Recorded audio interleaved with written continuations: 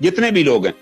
अब मैं एक मिसाल छोटी सी देता हूं। एक हमारे मेजर साहब थे एनएलसी में, मेजर अकरम, वो एनएलसी में पोस्ट हुए, बड़े मेहनती थे और बड़ी उन्हें वहां नोट उन्होंने ये किया कि वहां से ऑयल चोरी होता है ऑयल फील्ड से, और चोरी होके वो रस्ते में क्रूड ऑयल बेच देते थे और वो क्रूड ऑयल की बजाय पानी भर के रिफाइनरी में पहुंचा देते थे, क्योंकि एनएलसी की गाड़ियों पे जीएचक्यू का निशान लगा होता है, वर्दी में होते हैं। रिफाइनरी की जरूरत ही नहीं थी कि चेक करता, वो कहते जी खोले और पाइप डाल के आ जाते वापस।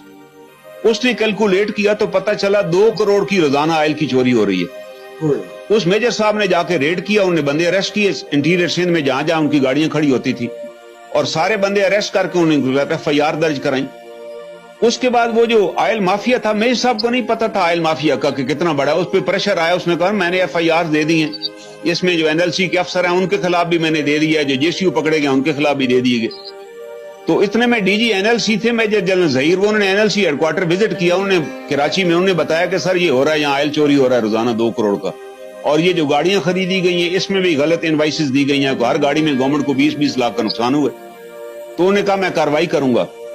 तो कुछ दिन जब कार्रवाई नहीं हुई तो उनको पता चला एक और उन्होंने कोई वहां जुर्म किया, तो उसको बताने के लिए वो फौरन पिंडी आए और डीजी एनएलसी को जाकर मिले कि सर ये एक नई कार्रवाई वहां पर हो गई है। डीजी एनएलसी ने देखा और उसने कहा कि साथ अपने अफसर को भेजा कि आप इसके साथ कराची जाओ, वहां से एविडेंस कलेक्ट करो, हम कार्रवाई करेंगे।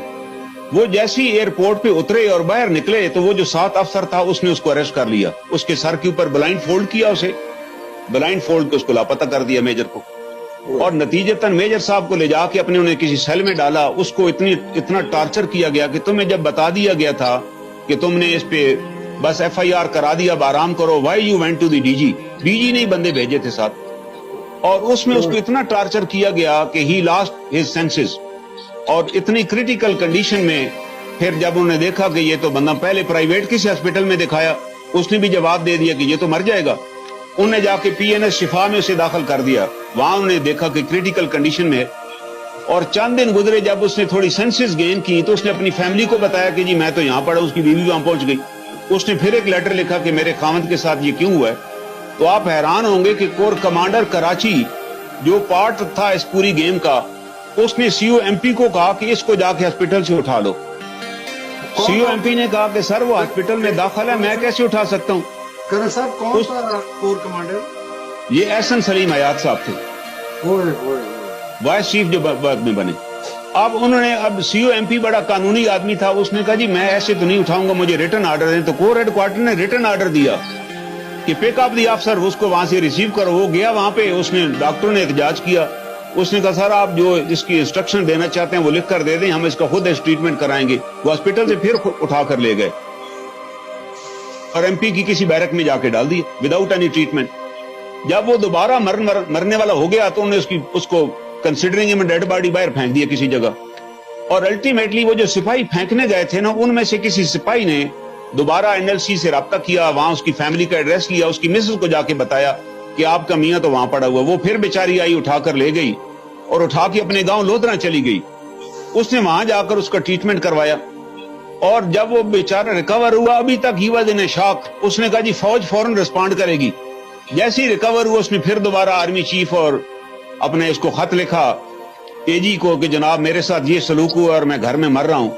तो जनाब दोबारा एजेंसीज एक्टिवेट हुई, लोधरा में उसके घर पे रेड किया, फादर इन लॉ के घर पे, उसको फिर उठा कर ले आए और फिर ला के किसी सेल में डाल दिए। वो फिर 6 महीने सेल में रहा।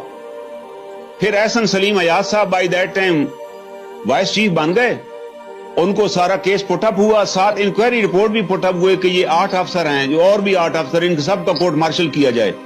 किसी का कोर्ट मार्शल ना हुआ, और सलीम हयात साहब ने अपने कलमों से लिख दिया कि अफसर शुड बी इमीडिएटली डिसमिस्ड। जबकि अफसर को तो आर्मी चीफ भी डिसमिस नहीं कर सकता, उसके लिए प्राइम मिनिस्टर की अप्रूवल चाहिए। डिसमिस कर दिया गया और डिसमिस करके उसको फिर घर भेज दिया गया। वो घर चला गया, ही लॉस्ट हिज सेंसेस। अब उसको कोई यादाश्त ही उसकी खत्म हो गई। 1.5-2 साल के ट्रीटमेंट के बाद जब उसने यादाश्त गेन की तो वो सरगोदा की सब्जी मंडी में सब्जी बेचता था बेचारा। मेरा उसने एक प्रोग्राम सुना हामिद मीर के साथ टीवी पे, जिसमें मैंने कहा it is the mind set of a general. जब एक जर्नैल फैसला करता है तो बाकी जर्नैल फिर सारी जिंदगी उस फैसले को इम्प्लीमेंट कराते रहते हैं, उस फैसले से पीछे नहीं हटते। जो फैसले मुशर्रफ कर गए یہ بعد میں اس کے successors they will follow the decisions of Musharraf, چاہے سارے جہنم میں چلے جائیں، they will never bother this thing.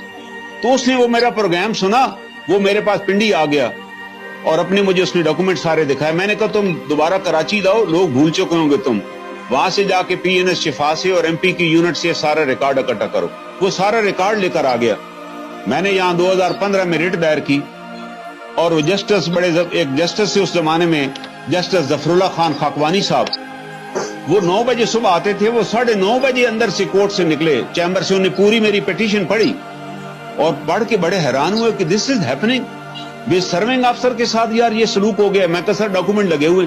انہوں نے فوراً نوٹس جاری کیا کہ ان سے کمنٹس مانگے کہ تحریری جواب جمع کرائیں۔ آپ اندازہ لگائیں ظفر اللہ خاکوانی صاحب کو چند مہینے بعد ناٹ کنفرم کر کے گھر بھیج دیا گیا، اور اس لیے گھر بھیجا گیا کہ یار آپ نے کیا ضرورت تھی آپ کو نوٹس جاری کرنے کی، آپ کہہ دیتے کہ